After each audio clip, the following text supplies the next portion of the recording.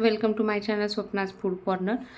अन्नप्राशन करण्यासाठी 6 महिन्यानंतरच्या बाळांना आपण अन्न देतो, त्यासाठी हे छोट्या छोट्या 2 रेसिपीज मी तुमच्यासोबत शेअर करते। तर मी इथं ओट्स घेतलेत। ओट्स थोडेसे सफल ओट्स घेतलेत, थोडेसे भाजून घ्यायचे। त्याचबरोबर 2 वाटी काजू जे आहेत ते पण हलकंसं आपण भाजून घेणार आहोत। छोट्या मुलांना पचण्यासाठी हलकं फुलकं हे आहार आता आपण देतोय। काजू भाजून झाले की 2 वाटी बदाम बी घ्यायची, ती पण थोडीशी रोस्ट करून घ्यायची। आपण इथं तूप किंवा तेलाचा वापर काही करत नाही, फक्त याला थोडंसं भाजून घेतोय। त्याचबरोबर 3 वाटी पोहे घेतोय आणि तेही भाजून घ्यायचे। पोहे करताना साळी ऑलरेडी भाजून घेतलेली असते, पण ही पचायला हलकी व्हावी म्हणून आपण इथं भाजून घेतोय। छोट्या मुलांना सुरुवात आपण करतोय छोट्या बाळांसाठी 6 महिन्याच्या नंतर त्यांच्यासाठी पचायला हलकं व्हावं म्हणून आपण हे भाजून घेतोय। आता हे छान भाजल्यानंतर प्रत्येक जिन्नस जे आहे एकदम छान फाईन पावडर फॉर्ममध्ये आपण हे वाटून घ्यायचं।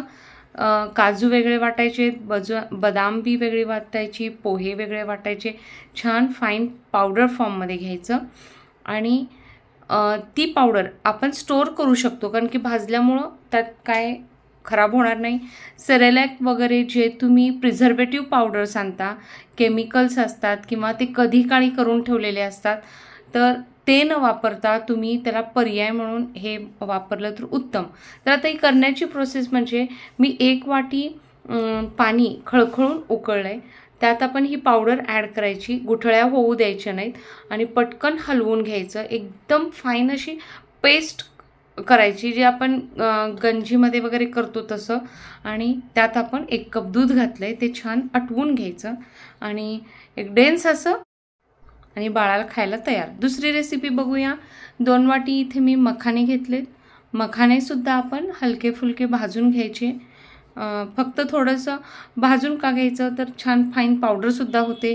त्याचबरोबर 1 वाटी शेंगदाणे घ्यायचे, शेंगदाणे पण त्यात घालायचं आणि तेही छान भाजून घ्यायचे। शेंगदाणे मखाने भाजल्यामुळे पावडर फॉर्ममध्ये वापरल्यामुळे बाळाच्या पोटाला हलकं होतं। आणि 1 वाटी बदाम बी मी यात ॲड करते, तेही यासोबतच भाजून घ्यायची।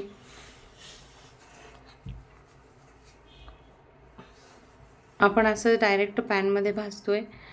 1 वाटी काजू पण यात घालायचे आणि तेही छान भाजून घ्यायचे।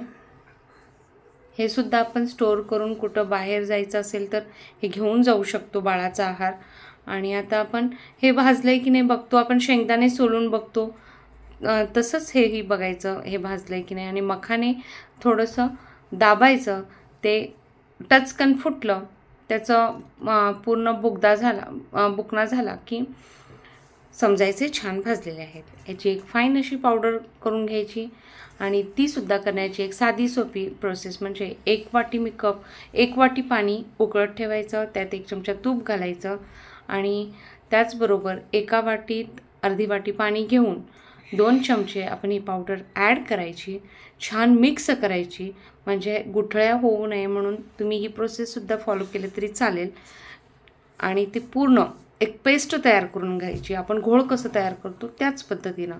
आणि उकळलेल्या पाण्यात ते ॲड करायचं, ॲड करून ते 2 मिनटासाठी शिजवून घ्यायचं।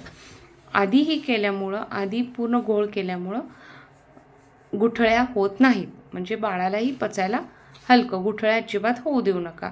बाळाच्या घशात अडकून उलट्या ठसका हा प्रकार नॉर्मली होत असतो।